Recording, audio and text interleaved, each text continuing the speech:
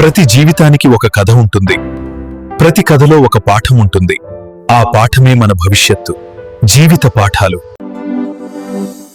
గౌతమ బుద్ధుడు చెప్పిన మనసు నియంత్రణ కథ.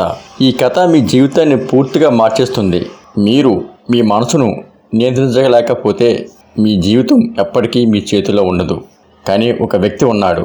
అతను తన మనసును జయించి ప్రపంచాన్ని జయించాడు. అతనే గౌతమ బుద్ధుడు. ఈరోజు ఆయన చెప్పిన ఒక చిన్న కథ మీ ఆలోచనలను మార్చేస్తుంది. ఒక గ్రామంలో అర్జున్ అనే యువకుడు ఉండేవాడు. అతనికి అన్నీ ఉన్నాయి. ధనం ఉంది, కుటుంబం ఉంది, కానీ శాంతి లేదు. ఎందుకంటే అతని మనసు ఎప్పుడూ ప్రశాంతంగా ఉండేది కాదు. కొన్నిసార్లు అతను చాలా కోపంగా ఉండేవాడు. కొన్నిసార్లు అతను చాలా బాధపడేవాడు.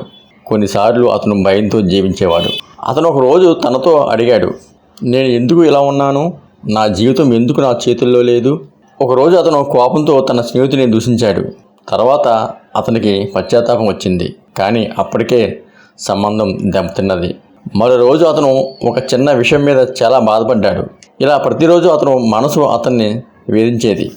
అతను ఒక బానిసలాగా మారిపోయాడు. అతను తన మనసుకు బానిస అయ్యాడు. అతను ఎక్కడికైనా వెళ్తే అతని ఆలోచనలు వెంట వచ్చేవి.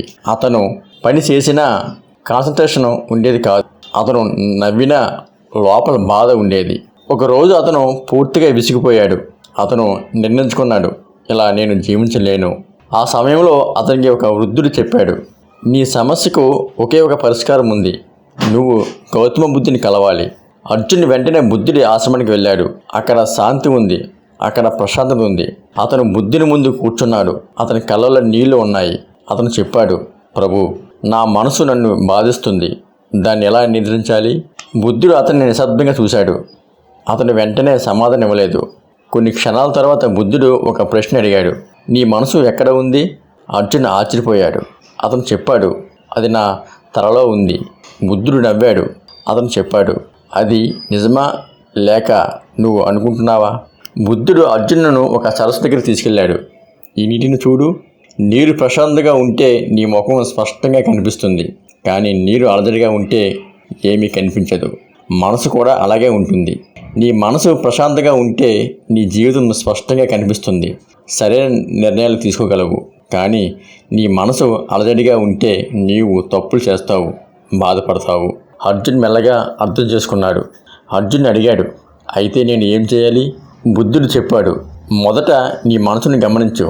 అది కోపంగా ఉన్నప్పుడు గమనించు. అది బాధపడుతున్నప్పుడు గమనించు. నువ్వు దాన్ని ఆపడానికి ప్రయత్నించకు, కేవలం గమనించు. అర్జున్ ఆశ్చర్యపోయాడు. అది ఎలా పనిచేస్తుంది? బుద్ధుడు చెప్పాడు, నీవు ఒక అడవి గుర్రాన్ని వెంటనే నియంత్రించలేవు. మొదట దాన్ని అర్థం చేసుకోవాలి. మనసు కూడా అలాగే ఉంటుంది. అర్జున్ ఆ రోజు నుంచి ప్రాక్టీస్ ప్రారంభించాడు. అతను తన ఆలోచనలను గమనించడం ప్రారంభించాడు. మొదట అది చాలా కష్టం అనిపించింది. అతని మనసు ఎక్కడికో పరిగెత్తింది. కానీ అతను ఆపలేదు. కొన్ని రోజుల తర్వాత అతను ఒక మార్పు గమనించాడు. అతను కోపంగా ఉన్నప్పుడు అతనికి తెలుసు. అతను బాధపడుతున్నప్పుడు తెలుసు. ముందు అతను తన భావోద్వేగాల్లో మునిగిపోయేవాడు. ఇప్పుడు అతను వాటిని చూస్తున్నాడు. ఒకరోజు అతను స్నేహితుడు మళ్ళీ అతన్ని దూషించాడు. ముందు అయితే అతను వెంటనే కోపంతో స్పందించేవాడు. కానీ ఈసారి అతను నిశ్శబ్దంగా అన్నాడు. అతను తనలోని కోపాన్ని గమనించాడు. కొన్ని క్షణాల తర్వాత ఆ కోపం తగ్గిపోయింది. అతను ఆశ్చర్యపోయాడు, నేను మారుతున్నాను అని. అతను మళ్ళీ బుద్ధుని దగ్గరికి వెళ్ళాడు. అతను చెప్పాడు, ప్రభు, నేను ఇప్పుడు అర్థం చేసుకున్నాను. నా సమస్య నా మనసు కాదు. నా సమస్య నేనే దాన్ని నియంత్రించలేకపోవడం. బుద్ధుడు నవ్వాడు. అతను చెప్పాడు, మనసు ఒక మంచి సేవకుడు, కానీ ఒక చెడు యజమాని. నువ్వు దాన్ని నియంత్రిస్తే అది నీకు సేవ చేస్తుంది, లేకపోతే అది నిన్ను నియంత్రిస్తుంది. కొన్ని నెలల తర్వాత అర్జున్ పూర్తిగా మారిపోయాడు. అతని జీవితంలో శాంతి వచ్చింది. అతను సంతోషంగా ఉండడం ప్రారంభించాడు. అతని సమస్యలు పోలేదు, కానీ అతను వాటిని ఎలా హ్యాండిల్ చేయాలో నేర్చుకున్నాడు. ఇప్పుడు అతని జీవితం అతని చేతిలోనే ఉంది.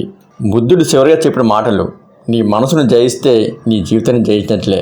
ఈ కథ మీకు నచ్చితే, మీ జీవితం మార్చుకోవాలనుకుంటే ఇలాంటి మరిన్ని కథల కోసం జీవిత పాఠాలు ఛానల్ సబ్స్క్రైబ్ చేసుకోండి. మరో కథతో మళ్ళీ కలుసుకుందాం. ధన్యవాదాలు.